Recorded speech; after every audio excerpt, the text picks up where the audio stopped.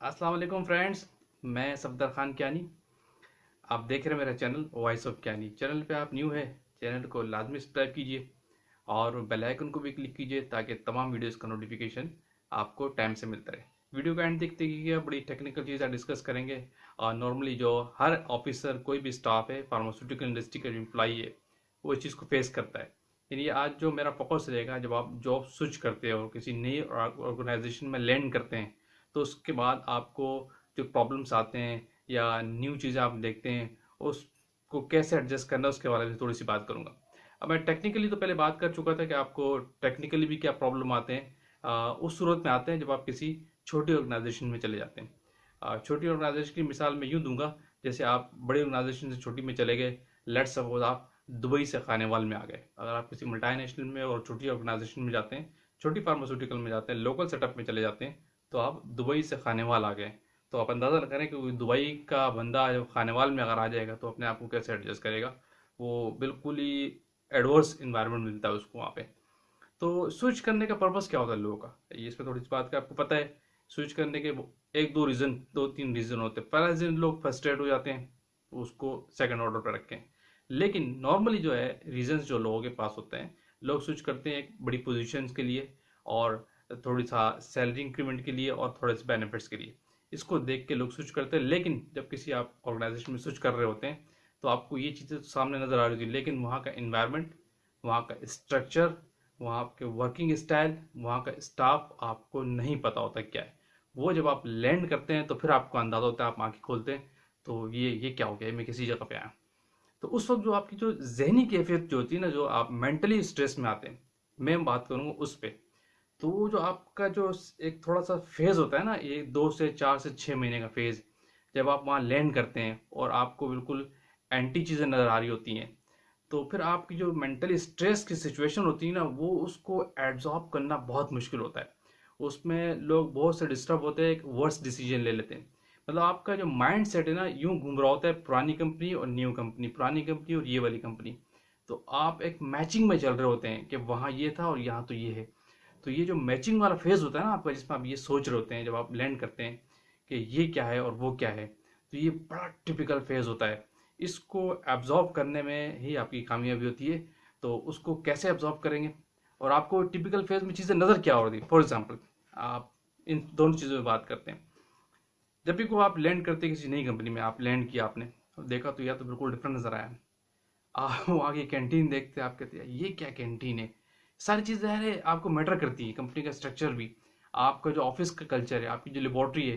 जब आप हायर होते हैं किसी ऑर्गेनाइजेशन में, आपको ये चीज़ें तो नहीं दिखाई जाती ना। आप तो एक कमरे में और एक मीटिंग रूम में आपकी मीटिंग होती है, वहाँ से आप हायर हो जाते हैं।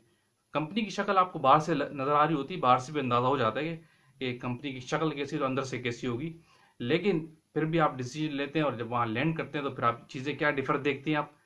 आपको अपना लेबोरेटरी, अगर लेबोरेटरी के बंदे या प्रोडक्शन के बंदे हैं, आप वहाँ की मशीनरी देख के हैरान हो जाते हैं। लेट सपोज आप दुबई से खानेवाल में लैंड किया आपने, खानेवाल में कहूँगा छोटी कंपनी का। अब आप खानेवाल में लैंड कर गए, तो आपने कहा ये क्या, यहाँ की लेबोरेटरी में तो ये कुछ इंस्ट्रूमेंट है, वहाँ तो आप हाईटेक इंस्ट्रूमेंट यूज़ करते आए थे, वो सब branded, as per system, as per compliance, GMP, GLP, हर चीज़ फुलफिलमेंट होती थी। अब यहाँ पे आकर देखा, आपने कहा ये तो टेक्निकल चीज़ें तो बहुत फेलियर है, लेबोरेटरी का स्ट्रक्चर इतना वीक है। तो आप एक स्ट्रेस में आ गए, सारा दिन आपके स्ट्रेस में, कुछ मंथ कुछ दिन आपके स्ट्रेस में चलते रहोगे। फिर सैलरी स्ट्रक्चर पे आ जाओ। आपने कहा वहाँ तो सैलरी 1 महीने बाद ही सैलरी स्ट्रक्चर वाली बात आती है। वहाँ पे आपने देखा तो सैलरी तो एग्जैक्ट टाइम पे मेरी आती थी, टाइम पे ट्रांसफ़र होता था, मेरे ये बेनिफिट्स एग्जैक्ट टाइम पे लोग मैनरली तमीज़ के साथ लोग दे देते थे। यहाँ पे तो कुछ नज़र भी नहीं आ रहा। या तो सैलरी भी कुछ आज मिल रही है, कल मिल रही है, कोई टाइम टेबल ही नहीं है। तो ये चीज़ आपको बहुत डिस्टर्ब करती है। फिर 6 महीने बाद आपको थोड़ा बोनस स्ट्रक्चर के बारे में पता चलता है। आल्दो के लेटर में आपको सरसरी बताया जाता है। तो फिर आप उस पर डिस्टर्ब, वहाँ तो आप मेरा इस तरह मिला करता था, वहाँ तो मेरे बेनिफिट्स, एम्प्लॉय बेनिफिट्स ऐसे थे और यहाँ एम्प्लॉय बेनिफिट्स तो इस तरह है। तो ये स्ट्रक्चर आपको बड़ा डिस्टर्ब कर रहा होता है। ये सारी चीज़ें आपको बड़ी डिस्टर्ब करती है। फिर आप और फैक्ट्री देखते हैं, अपने प्रोडक्शन एरिया देखते हैं, दूसरी चीज़ें देखते हैं, तो प्लांट देखते हैं। आप कहते हैं वहाँ तो प्लांट मेरा इतना हाई फाई क्वालिफाइड प्लांट था और यहाँ पे इतनी चीज़ें बैकवर्ड पे, यानी या तो पत्थर के ज़माने में लोग जी रहे हैं। यानी मैं एक किस्म का दुबई से खानेवाल में आया और पत्थर के ज़माने में आ गया हूँ। तो इस फेज़ को आप अंदाज़ा करें कि एब्ज़ॉर्ब करना कितना मुश्किल होता है। हर इंसान चाहता है कि मैं स्टैंडर्ड पे जाऊँ, किसी अच्छी जगह पे जाऊँ। जब आप अच्छी से नीचे आ जाएँगे सर से थोड़े से बेनिफिट्स देख के आप, तो वो जो आपका माइंडसेट बड़ा डिस्टर्ब होता है। इस फेज़ को एब्ज़ॉर्ब करना बहुत मुश्किल होता है। इसमें अक्सर जो है ना रॉन्ग डिसीजन हो जाते हैं। आप गलत डिसीजन लेते हैं। आपको पता है लोग क्यों गलत मेंटल स्ट्रेस जब इंसान के ऊपर आती है, जब फिजिकली आप स्ट्रेस में बहुत ज़्यादा, मेंटली आप डिस्टर्ब है किसी जगह पे, मेंटली डिस्टर्बेंस की वजह से अक्सर जो ना गलत डिसीजन होते हैं। लोग खुदकुशियां कर लेते हैं। क्यों? सारा दारोमदार क्या है? फिजिकल चीज़ थोड़ी है, आपका दिमाग है।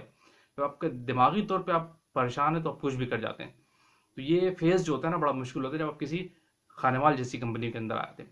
फिर आप प्लांट देखते हैं इतना एडवर्स वर्स कंडीशन प्लांट, आप कैंटीन देखते हैं, आप कैंटीन के खानों से डिसअपॉइंट हो जाते हैं।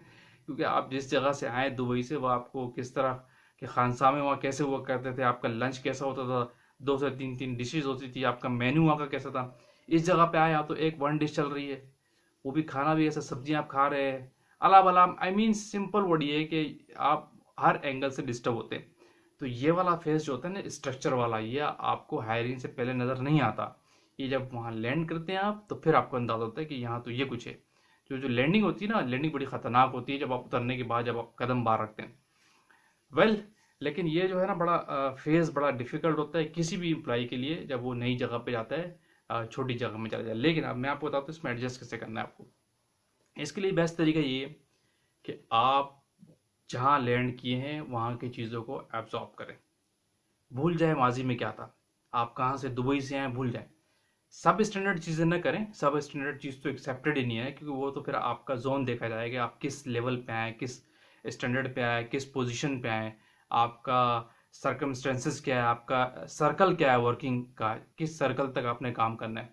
उस लिहाज से आपने देखना है कि जो सब स्टैंडर्ड एक्टिविटीज़ है वो आपको इफेक्ट तो नहीं कर रही, तो उसको तो आपने प्रायोरिटी पे रखना है, उस पर तो कॉम्प्रोमाइज़ ही नहीं है, ठीक है। लेकिन जो दूसरी चीज़ें सामने आई कि सैलरी का इशू आप देख रहे हैं, यार कोई मज़ा नहीं आ रहा, और कंपनी का स्ट्रक्चर मज़ा नहीं आ रहा, लोग भी बिल्कुल थर्ड क्लास नज़र आ रहे हैं, और इन्वायरमेंट ऐसा है, इंस्ट्रूमेंटेशन ऐसी है, मशीनरी ऐसी है। इन चीज़ों को अब्जॉर्ब करने के लिए आपके एंड पे, आपकी मेंटली सिचुएशन पे आप इनको अब्जॉर्ब करें। बेस्ट वे क्या है? आप उनको अब्जॉर्ब करें, उनको समझें, उन लोगों से फेमिलियर हो जाएं वक्ती तौर पे, क्योंकि आप डिसअपॉइंट तो हो गए। आप दुबई से खानेवाल में तो आ गए हैं, नो डाउट कि आप खानेवाल को एक्सेप्ट कभी भी नहीं करेंगे, क्योंकि जाहिर है एक अच्छी जगह का बंदा काम करने वाला छोटी जगहों को एक्सेप्ट कभी नहीं करेगा। उसने डिसीजन लिया वट, ये रॉन्ग डिसीजन अक्सर लोगों से होते हैं। जब वहाँ लैंड किया, अब आप उस चीज़ों को एब्जॉर्ब करें, चीज़ों को समझें, लोगों से फैमिलियर हुए, ताकि आपके वहाँ दिल लगे, ताकि आपका टाइम पास हो, ताकि उस सिस्टम को चलाएं आस्ता आस्ता। फिर आप चेंज करें चीज़ों को। अब आप देखें कि मेरे पास राइट्स क्या हैं, किस हद तक आप चीज़ों को चेंज कर सकते हैं। आपने देखा, समझा, लोगों को समझाया, अपनी जो बेस्ट प्रैक्टिसेस उसको अप्लाई करके देखा।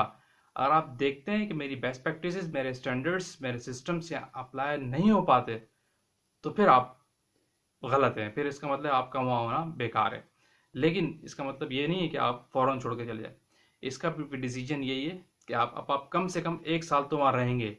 अगर आप उससे पहले छोड़ते हैं तो आपके कैरियर पे एक स्पॉट आएगा, एक नेगेटिव काउंट होगा, ये मेरी बात याद रखिएगा। अब आप उस जगह पे जो लैंड कर गए, चाहे वो खाने वाली है, अब वहाँ कुछ वक्त तो आपने गुजारना ही है, याद रखिए। तो उस कुछ वक्त को, जो कुछ वक्त है ना, उसको गुजारने के लिए आपको लोगों से फेमिलियर होना पड़ेगा, लोगों को समझना पड़ेगा, उनके साथ चलना पड़ेगा, ताकि आपका दिल वहाँ लगे, वक्त गुजारें आप, और उसके बाद अच्छी जॉब स्विच करें, अच्छी जगह देखते रहें, जैसे आपको अच्छी जगह मिल जाए तो आप वहाँ से स्विच कर लें। ये है, ये फैक्टर है इस तरह। लेकिन अगर आप आए, लैंड किया, आपने देखा ये तो बिल्कुल एंटी चीज नजर आई, और आप गेट खोल के वापस चले गए, ये तो फिर आपका कैरियर पे दाग लगेगा, याद रखिएगा। आपका एक नेगेटिव काउंट होगा। तो मैं जो आपको बता रहा हूँ ऐसे ही करना है आपने, कि अगर आप किसी जगह पर लैंड करते हैं और आपको ऐसा एडवर्स सिस्टम मिलता है, तो आप उसको एब्जॉर्ब करने की कोशिश करें। लेकिन सब स्टैंडर्ड एक्टिविटीज़ आपने नहीं करनी, मैं आपको हमेशा कह रहा हूँ, उस पर आपका कोई कॉम्प्रोमाइज़ नहीं है। लेकिन ऐसा कुछ हो रहा है तो उसको आप चेंज करें। अगर चेंज नहीं हो रहा तो फिर आप वक्त गुजर के वहाँ से चले जाएं शराफत से। बेहतरी इसी में ही है, क्योंकि वो जगह सूटेबल नहीं होती इस जगह के स्टैंडर्ड के लिए। तो वेल ये है छोटी ऑर्गेनाइजेशन जो आप जाते हैं, तो ये जो मेंटल स्ट्रेस, आपका दिमाग जो वहाँ का माजी से और नई जगह से जो घूम रहा होता है ना, बड़ा टिपिकल फेज होता है। इसको अब्जॉर्ब करने के लिए ही आप वहाँ पे चीज़ों को फैमिलियर होते रहें, आस्ता आस्ता स्लोली उस चीज़ों को समझते जाएं, ताकि आप कुछ वक्त वहाँ गुजार जाए। तो क्लोज करते हैं वीडियो को यहाँ पे। थैंक यू, अल्लाह हाफिज़।